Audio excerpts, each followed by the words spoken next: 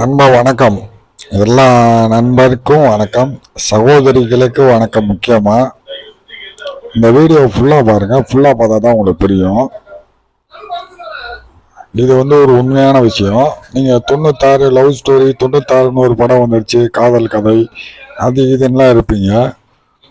ஒரு மனிதன் ஒரு பொண்ணுக்கு 2 குழந்தையோட மறுவாழ்வு கொடுக்குறான்ல, மறுவாழ்வு கொடுத்து இந்த சமுதாயத்தில் அசிங்கப்பட்டு சீரழிஞ்சு கடைசியில் அவனுக்கு வயசான பிறகு யாரும் இல்லைன்னு அனாதையை உணர்றான்ல, அவனோட கதை இது.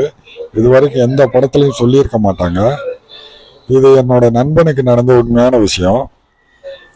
தன்னோட சுக வாழ்க்கைக்காண்டி அவனை காதலிச்சு விட்டுட்டு ஓடி போயிட்டு இன்னொரு வாழ்க்கையை தேடிக்கிட்ட ஒரு பொண்ணு திருப்பி அவன் சரியில்லைன்னு சொல்லி 2 பிள்ளையோட 10 வருஷம் கழிச்சு திருப்பி பழைய காதலான்ட்டே வர்றான்.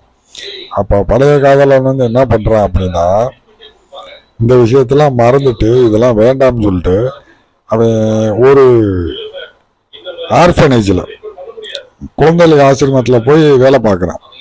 வேலை பார்க்கும்போது ஒரு நண்பர் மூலியமா ஒரு செய்தி வருது, இந்த பொண்ணை ரொம்ப கஷ்டப்படுது, அவங்க வீட்டுக்காரர் சரியில்லை, குடிகாரனா இருக்கான், டிவோர்ஸ் ஆயிடுச்சு அப்படின்னு கஷ்டப்படுறான், சாப்பாடுக்கே வழி இல்லாமல் இருக்கா அப்படின்னு சொல்லி கேள்விப்படுறான். அப்போ அந்த பொண்ணை மறுபடி 10 வருஷம் கழிச்சு திருவண்ணாமலையில் பார்க்குறான்.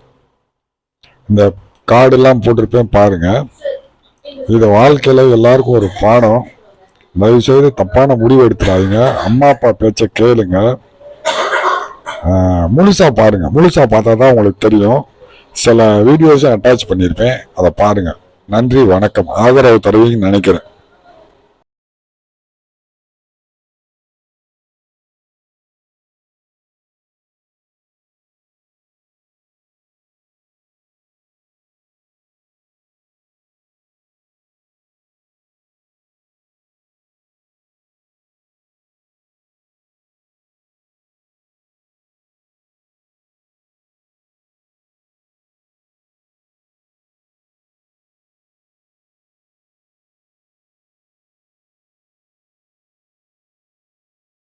நான் அன்னைக்கு புரிஞ்சுக்கிட்டேன், அவன் மாறிட்டான்.